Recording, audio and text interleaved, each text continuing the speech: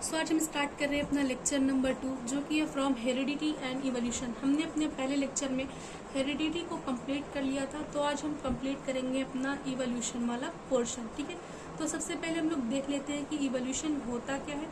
सो evolution जो है वो सीक्वेंस होता है ग्रेजुअल चेंजेस का, जो कि एक ऑर्गेनिज्म में होते हैं over a million of year, जिससे क्या होता है एक नई स्पीसीज का फॉर्मेशन होता है। ठीक है, और ये वाली जो डेफिनेशन है वो एनसीईआरटी में दे रखी है, आप लोग इसको इस तरीके से लिख सकते हैं, the sequence of gradual changes that take place in an organism over a million of year and that leads to the formation of a new species. ठीक है, अब इवोल्यूशन में हमें दो साइंटिस्ट को पढ़ना है, एक है हमारे लेमार्क और दूसरे हैं हमारे डार्विन। ठीक है, तो लेमार्क जो है वो पहले साइंटिस्ट थे जिन्होंने दी थी थ्योरी ऑफ इवोल्यूशन। इन्होंने क्या दी थी? Theory of evolution. Theory of evolution, theory of evolution को हम लोग theory of inheritance of acquired character भी बोलते हैं। ठीक है, फिर बाद में आए थे हमारे डार्विन। डार्विन ने दी थी एक थ्योरी जो कि थी थ्योरी ऑफ नेचुरल सिलेक्शन, या फिर इसको हम लोग बोलते हैं डार्विनिज्म। डार्विनिज्म, ठीक है, और डार्विनिज्म थ्योरी के अकॉर्डिंग था क्या कि जो इवोल्यूशन है वो नेचुरल सिलेक्शन के थ्रू होता है। इनका क्या कहना था कि जो इवोल्यूशन है वो नेचुरल सिलेक्शन के थ्रू होता है। ठीक है, तो सबसे पहले हम लोग लेमार्क के बारे में देख लेते हैं। लेमार्क, थ्योरी ऑफ लेमार्क को हम देख लेते हैं। Theory of Lamarck,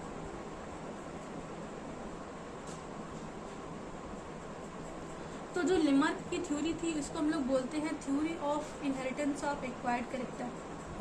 theory of inheritance of acquired character, theory of inheritance of acquired character. और इस थ्योरी में लेमार्क में कुछ पास्टुलेट दिए थे। तो पहला पास्टुलेट ये था कि लेमार्क का क्या कहना था कि जो ऑर्गेनिज्म है वो अपनी साइज को इंक्रीज करता है। ऑर्गेनिज्म क्या करता है? अपनी साइज को इंक्रीज करता है, और जो नीड्स होती हैं वही ऑर्गन का फॉर्मेशन कराती है। यानी कि जो न्यू नीड्स होती हैं, न्यू नीड्स वो क्या करती हैं? न्यू ऑर्गन्स का फॉर्मेशन करती हैं। न्यू ऑर्गन्स, न्यू नीड्स जो है वो न्यू ऑर्गन्स का फॉर्मेशन करती हैं।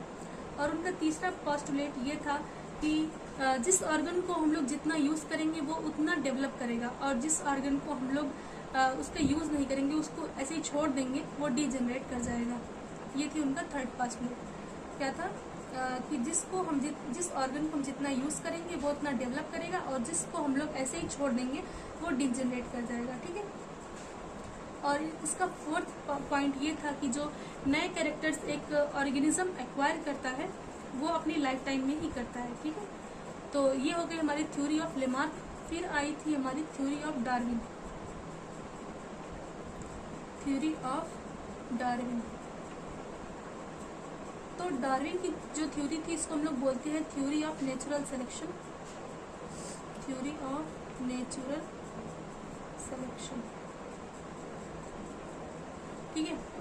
तो जो डार्विन थे उनके भी कुछ पास्टुलेट थे, पास्टुलेट्स ऑफ डार्विन,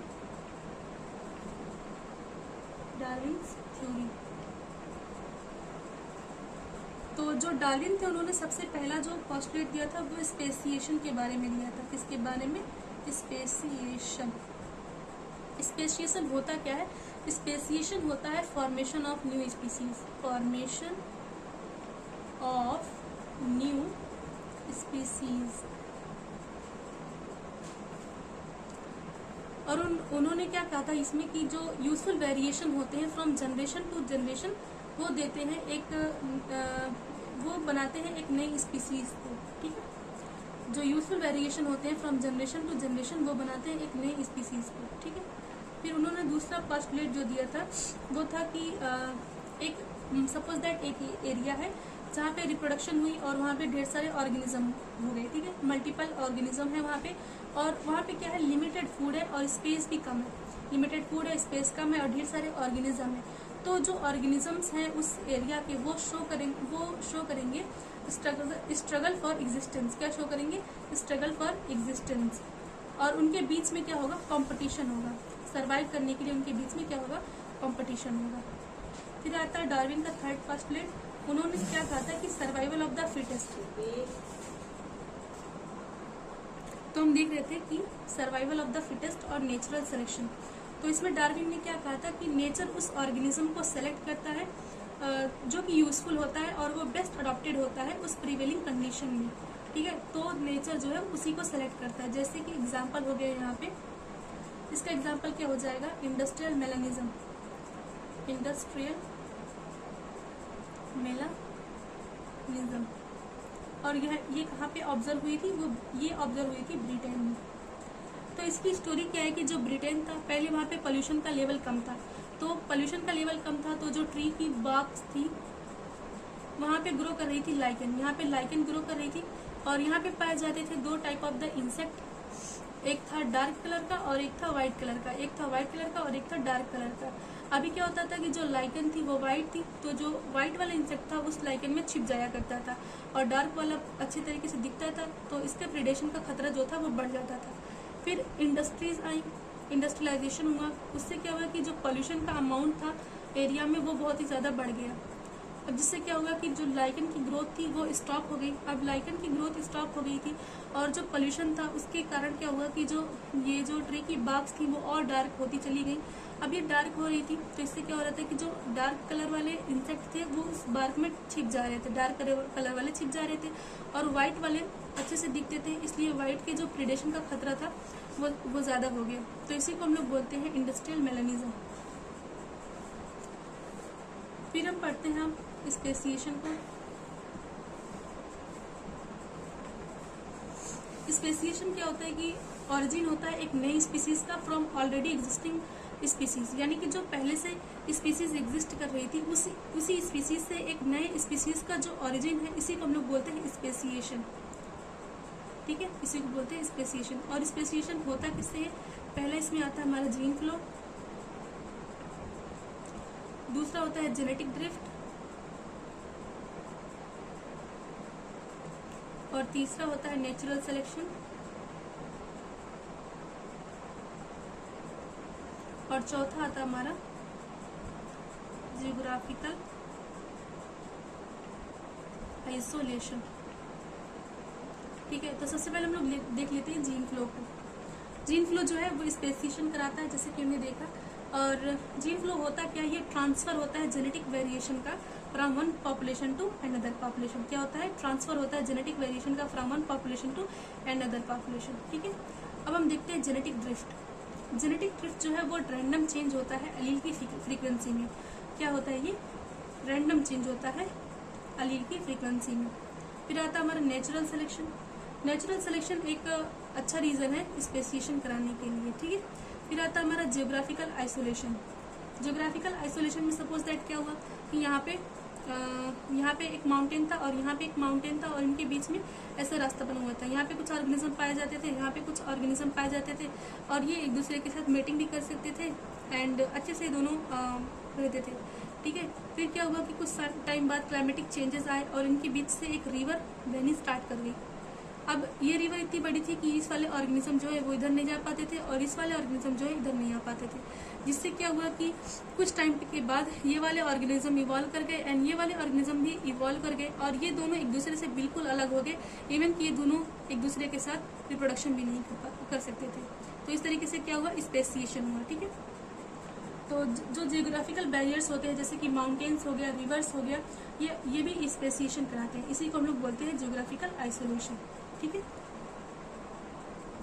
अब यहाँ पे हम कुछ सिचुएशंस देखने वाले हैं जो कि एनसीईआरटी में दे रखी है। तो हम सबसे पहले देखते हैं situation number 1।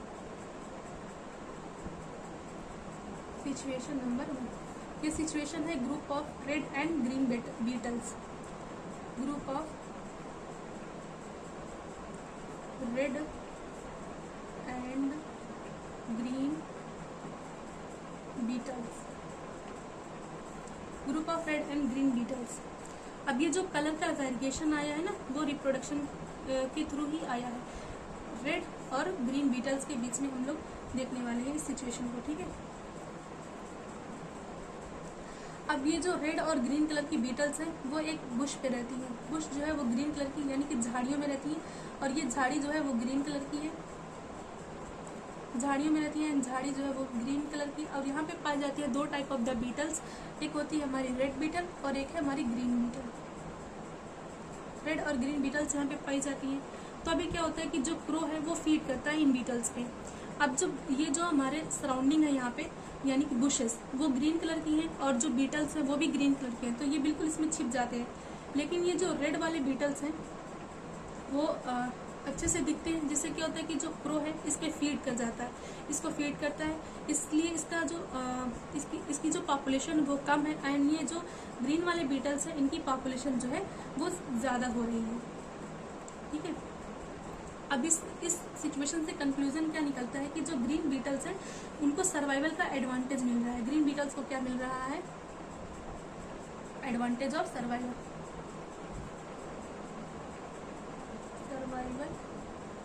Advantage.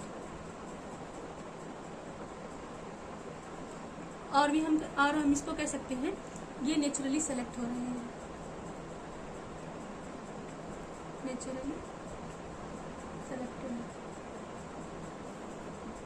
Naturally selected इस इन द सेंस कि ये ग्रीन जो बुशेस हैं उसमें दिखाई नहीं देते, तो ये नेचुरली सेलेक्ट हुए, ठीक है।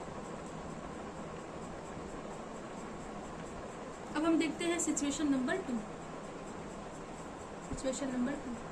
सिचुएशन नंबर 2 में क्या है कि यहाँ भी बीटल्स की पॉपुलेशन है। एक बीटल्स जो है वो रेड कलर के हैं एंड जो और बीटल्स जो है वो ब्लू कलर के हैं। रेड और ब्लू के बीच में ये सिचुएशन दे रखी है। तो यहाँ पे बुशेस हैं जहाँ पे जो रेड कलर की बीटल्स हैं उनकी रेड की जो पॉपुलेशन है वो ज़्यादा है as compare to blue. Blue वाली रेड की पॉपुलेशन क्या है? ज़्यादा है। रेड की पॉपुलेशन क्या है? ज़्यादा है। एंड जो ब्लू वाले हैं उनकी पॉपुलेशन जो है वो कम है। एंड क्रो इन पर भी फीड कर रहा है और ये रेड और ब्लू दोनों ही अच्छे से दिखाई देते हैं। फिर क्या होता है, एक टाइम बाद क्या होता है कि यहाँ पे रेड की पॉपुलेशन जो है वो इंक्रीज कर रही है, क्योंकि ये अमाउंट में ज़्यादा थे और ब्लू वाले कम थे, तो इनकी पॉपुलेशन जो है रेड के कंपेयर में कम है। लेकिन दोनों को ही जो है क्रॉप ईट कर रहा है, ठीक है।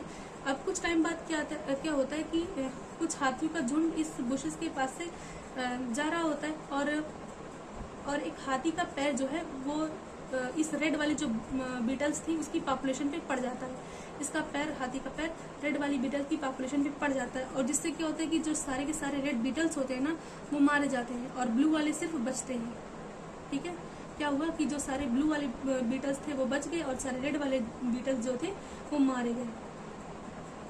तो इससे हम लोग ये कंक्लूड कर सकते हैं कि जो एक्सीडेंट्स हैं वो जो यहाँ पे जीन की फ्रीक्वेंसी है उसको वो चेंज कर रहे हैं। यहाँ पे कोई भी सर्वाइवल का एडवांटेज नहीं है, तो इसी को हम लोग बोलेंगे जेनेटिक ड्रिफ्ट, ठीक है।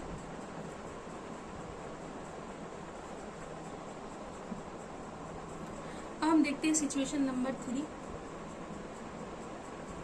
सिचुएशन नंबर 3 में क्या दे रखा है कि एक बुश है यानी कि झाड़ी है, उसमें रह रहे हैं रेड बीटल्स। इस झाड़ी में रेड बीटल्स रह रहे हैं और ये अपने अच्छा से खाते पीते हैं और रिप्रोड्यूस करते हैं, ठीक है। लेकिन कुछ टाइम बाद क्या होता है कि जो बुश है उसके अंदर डिजीज़ आ जाती है, बुशेस में डिजीज़ हो जाती है, जिससे क्या होता है कि इनकी ग्रीननेस जो है वो कम हो रही है। अब जो बीटल्स हैं उनको फीड करने के लिए प्रॉपर फूड मिल ही नहीं रहा, प्रॉपर न्यूट्रिशन इनको नहीं मिल रहा, जिससे क्या हो रहा है कि इनका जो वेट जो है वो डिक्रीज कर रहा है और इनका साइज जो है वो भी डिक्रीज कर रहा होता है, क्योंकि उन्हें प्रॉपर फूड नहीं मिल रहा होता, इनको पुअर नरिशमेंट मिल रही होती है, ठीक है। फिर कुछ टाइम बाद क्या होता है कि और जिससे क्या हो रहा था कि जब ना खाना मिल रहा है और जिससे इनका वेट भी कम हो रहा है और इनकी डेथ भी हो रही थी, ठीक है। तो इनकी जो पॉपुलेशन थी वो डिक्रीज करने लगी और इनका जो वेट था वो भी कम होने लगा, इनका साइज भी कम होने लगा। फिर क्या हुआ कि ये जो बुश में बीमारी लगी थी कुछ टाइम बाद वो बीमारी खत्म हो जाती है। जब बीमारी खत्म होती है फिर से जो बुशेस थी वो हरी भरी हो जाती हैं। जब बुशेस हरी भरी होती है तो बीटल्स को फिर से खाना मिलने लगता है, अच्छा से अच्छा खाना उन्हें मिल रहा था, तो फिर वो क्या करते हैं, खा कर अपना वेट गेन कर लेते हैं और रिप्रोड्यूस करना भी स्टार्ट कर देते हैं, यानी कि उनकी जो नॉर्मल कंडीशन थी वो फिर से आ जाती है। ठीक है, अब इससे हम लोग कंक्लूजन क्या निकालते हैं कि यहाँ पे कोई भी जेनेटिक चेंज नहीं हुआ है बीटल की पॉपुलेशन में। यहाँ पे सिर्फ क्या था, पॉपुलेशन अफेक्ट हुई थी थोड़े टाइम के लिए, और ये अफेक्ट इसलिए हुई थी क्योंकि यहाँ पे इन्वायरमेंटल चेंजेस हुए थे। ठीक है, तो हमने यहाँ पे तीनों सिचुएशन देख ली। पहली जो सिचुएशन थी वो रेड और ग्रीन बीटल्स के बीच में थी, दूसरी जो थी रेड और ब्लू बीटल्स वाले थे, और ये वाले रेड बीटल्स वाले थे। पहले वाले में क्या था कि रेड और ग्रीन के बीच में कंपटीशन था, और ग्रीन बुशेस में जो ग्रीन बीटल्स थे वो छिप जा रहे थे, जिससे क्रो क्या था वो रेड वाले बीटल्स को ज़्यादा खा रहा था। और दूसरी सिचुएशन में क्या था कि ब्लू और रेड वाले बीटल्स थे, यहाँ पे रेड वाले बीटल्स की पॉपुलेशन ज़्यादा थी, लेकिन क्या हुआ कि एक हाथी आया, उसने यहाँ पे रेड वाली पॉपुलेशन के ऊपर पैर रख दिया, जिससे क्या था रेड वाली जितने भी बीटल्स थे वो मारे गए और ब्लू वाले बचे। फिर ब्लू वाले ने रिप्रोड्यूस किया और उनकी जो पॉपुलेशन थी वो इंक्रीज हो गई। एंड फिर थर्ड वाली सिचुएशन हमने देखा कि एक बुश थी, वहाँ पे रेड बीटल्स थे, काफ़ी रेड बीटल्स थे, और बुशेस में डिजीज लग गई, यानी कि बीमारी लग गई उनको। इससे क्या हुआ, उनकी जो पत्तियाँ थी वो पीली होने लगी, और बीटल्स को खाना कम मिलने लगा, जिससे क्या हुआ, बीटल्स का जो वेट था वो डिक्रीज कर गया, उनकी पॉपुलेशन भी डिक्रीज करने लगी। लेकिन कुछ टाइम बाद जब बुशेस से डिजीज चली गई, फिर से बीटल्स ने अपना वेट गेन कर लिया और रिप्रोड्यूस करना स्टार्ट कर दिया। तो हमने यहाँ पे तीनों सिचुएशन देख ली। अब जो हमारी पहली सिचुएशन थी वो एग्जाम्पल थी नेचुरल सिलेक्शन का, और दूसरी सिचुएशन जो थी रेड और ब्लू बीटल्स वाली वो जेनेटिक ड्रिफ्ट का एग्जाम्पल थी, और जो थर्ड वाली हमारी सिचुएशन थी वो एग्जाम्पल थी इन्वायरमेंटल चेंजेस का। ठीक है, अब हम देखते हैं इवोल्यूशन एंड क्लासिफिकेशन को। तो इवोल्यूशन और क्लासिफिकेशन जो है वो एक दूसरे से लिंक्ड है, ये दोनों क्या है, एक दूसरे से लिंक्ड है।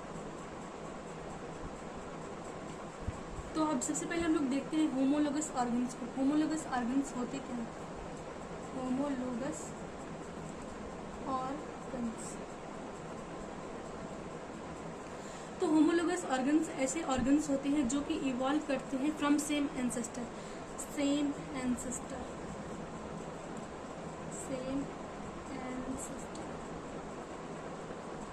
सेम एंसेस्टर बोले तो सेम पूर्वज, वो एक ही पूर्वज से इवॉल्व हुए होते हैं होमोलोगस ऑर्गन्स। लेकिन इनका फंक्शन जो होता है वो डिफरेंट होता है। फंक्शन क्या होता है? डिफरेंट होता है, फंक्शन डिफरेंट होगा। इसका एग्जाम्पल हो गया जैसे कि four limb of horse and wings of bat. Four limb of horse,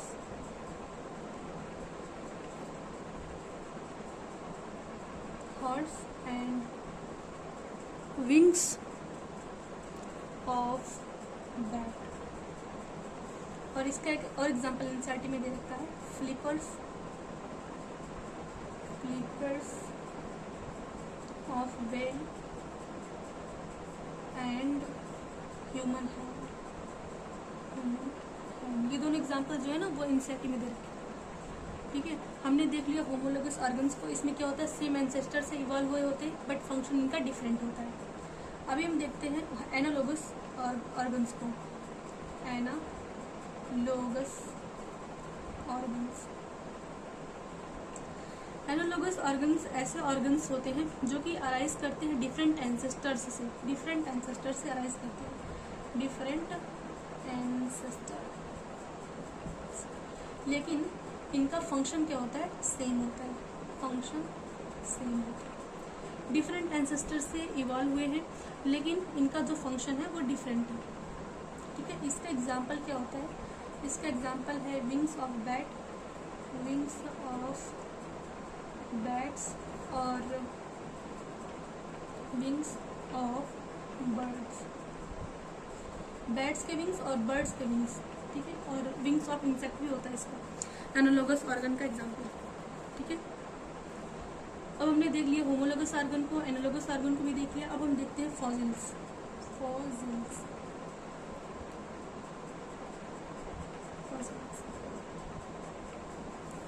fossils होते क्या हैं? फॉसिल्स होते हैं dead remains of organism, dead remains of organism, dead remains of organism, इसको हम लोग बोलते हैं फॉसिल्स। ठीक है, इसका एग्जाम्पल क्या हुआ? इसका एग्जाम्पल है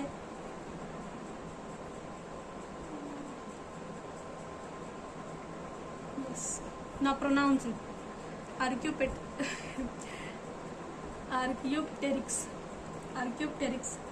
आर्कियोप्टेरिक्स जो है उसके पास दोनों के फीचर होते हैं। दोनों के कौन से फीचर, मतलब रेप्टाइल्स एंड बर्ड्स। एक्चुअली क्या है ना कि ये इतना बड़ा वर्ड है आर्कियोप्टेरिक्स, इसको मैं पहली बार में प्रोनाउंस ही नहीं कर पाती हूँ। इवन मुझे इसकी स्पेलिंग्स बट मैंने याद कर ली है। तो इसमें दोनों के फीचर्स पाए जाते हैं। दोनों के फीचर्स बोले तो रेप्टाइल्स के फीचर भी और बर्ड्स के भी फीचर इसके अंदर पाए जाते हैं। ठीक है,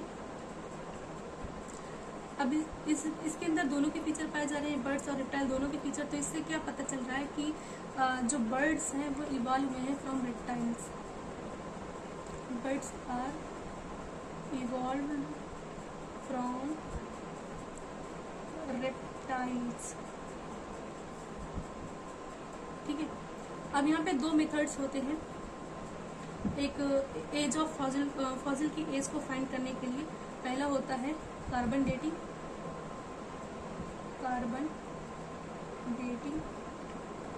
और दूसरा जो है मेथड वो है डिगिंग।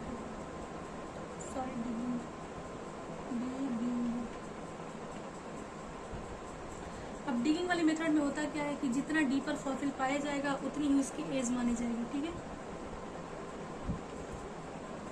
अब हम देखते हैं वेस्टिजियल ऑर्गन्स को। वेस्टिजियल ऑर्गन्स,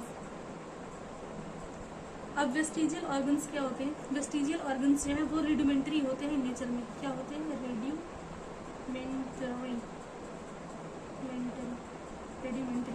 रेडिमेंट्री नेचर बोले तो ये फंक्शनल नहीं होते। जो चीज़ें फंक्शनल नहीं होती हैं उन्हें हम बोलते हैं रेडिमेंट्री। ठीक है, ये रेडिमेंट्री नहीं होते हैं, इन्होंने अपने फंक्शन को खो दिया होता है थ्रू इवोल्यूशन। इसका एग्जांपल हो गया अपेंडिक्स इन ह्यूमन। अब ये जो अपेंडिक्स है ह्यूमन में वो किसी भी काम का नहीं है, वेस्टिजियल ऑर्गन है, बिल्कुल वेस्टिजियल है। बट हमारे जो पूर्वज थे उनमें ये अच्छा काम करता था। इसमें इसका वर्क था, I think cellulose digesting enzymes शायद रिलीज कराता था, ऐसा कुछ था इसका वर्क, क्लियर नहीं मुझे। बट पहले के टाइम में ये फंक्शनल था, लेकिन अभी क्या हो रहा है कि ये नॉन फंक्शनल है, बिल्कुल भी वेस्टिजियल हो चुका है। और हो गई मसल्स ऑफ ईयर और विजडम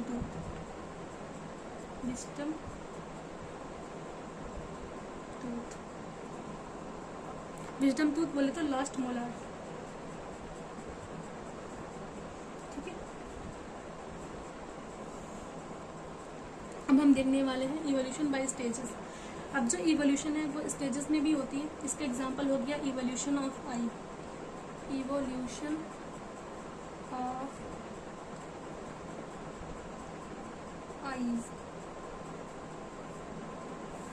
ठीक है, अब जो फ्लैट वर्म्स होते हैं, फ्लैट वर्म्स के पास प्रेजेंट होती है रेडिमेंट्री आईज।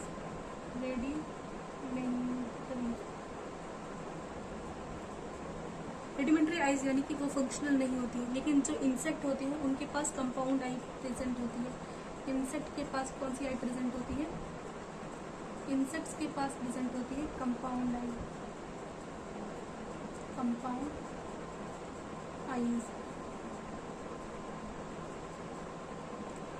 और इवोल्यूशन ऑफ फीदर जो है वो भी एक।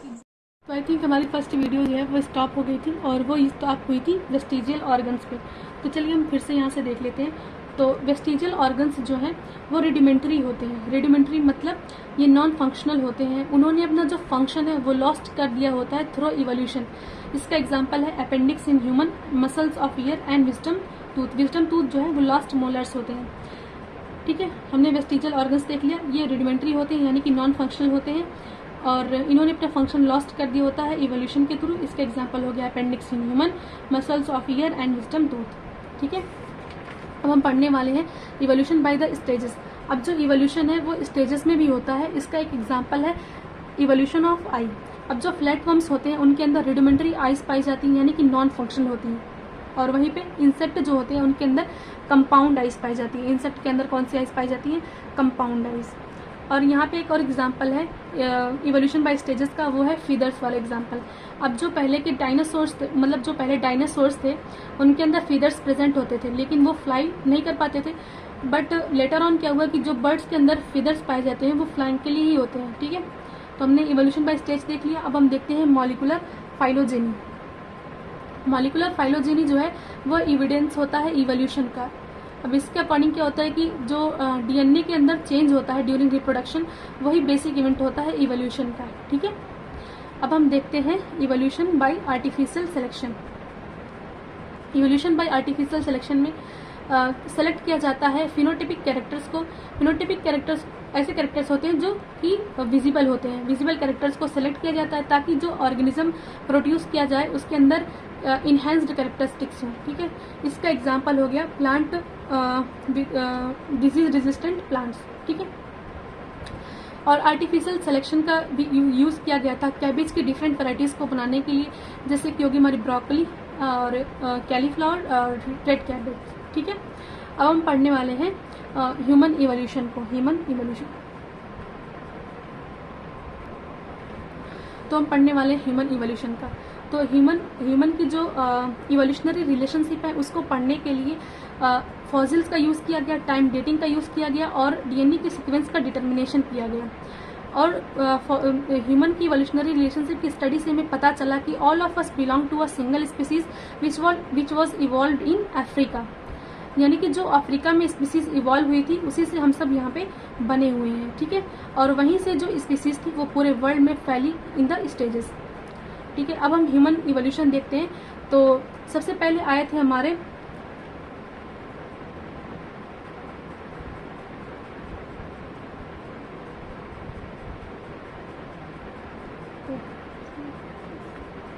Now pronounce it Australopithecus. ये ह्यूमनॉइड थे और इनका जो ये पहले इवॉल्व हुए थे। सबसे पहले इनका हाइट अप्रॉक्सीमेटली कितना होता था? हाइट इनकी होती थी, ऑस्ट्रेलोपिथिकस की हाइट होती थी 1.10 मीटर और इनका जो वेट होता था वो 40 किलोग्राम होता था। और ये स्ट्रेट वॉक करते थे। कैसे वॉक करते थे? वॉक और वी कैन से अपराइट, खड़े होके चलते थे, इसका मतलब। फिर आता हमारा होमो हैबिलिस। होमो हैबिलिस का जो हाइट था वो कितना होता था? होमो हैबिलिस का हाइट होता था अप्रॉक्सीमेटली 1.59 मीटर होता था और इनका जो वेट था वो अप्रॉक्सीमेटली 50 तक होता था। 50 किलोग्राम एवरेज वेट होता था इनका। और ये ऐसे प्राणी थे जिन्होंने फर्स्ट टाइम यूज़ किया था टूल्स का। यानी कि इन्होंने क्या यूज़ किया था? टूल्स का फर्स्ट टाइम यूज़ किया था। और ये स्पीक करते थे, यानी कि बोलते थे। फिर आए हमारे होमो इरेक्टस।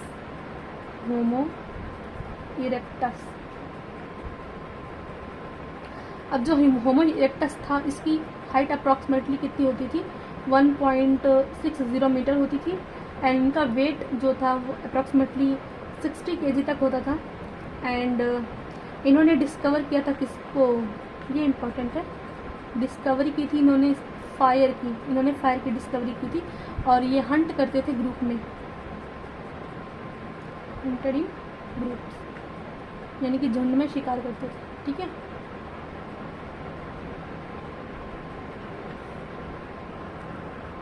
फिर हमारे आते हैं होमो सैपियंस।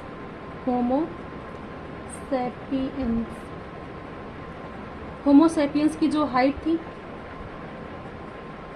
वो अप्रॉक्स होती थी, एवरेज हाइट बात हो रही है यहाँ पे, तो 1.70 मीटर होती थी। और इनका वेट जो था वो 70 केजी, एवरेज बात कर रही हूँ मैं, सभी का नहीं कर रही हूँ, एवरेज 70 केजी होता था।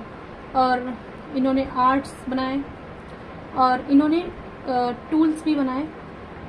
किससे बनाए थे? बोन से और हॉर्न से, बोन हड्डी से, और जो हॉर्न सींग होती है ना उससे भी उन्होंने बनाए थे। तो यहाँ पे अब हमारा कंप्लीट हो गया चैप्टर और नेक्स्ट चैप्टर की वीडियोस जल्दी ही आएगी।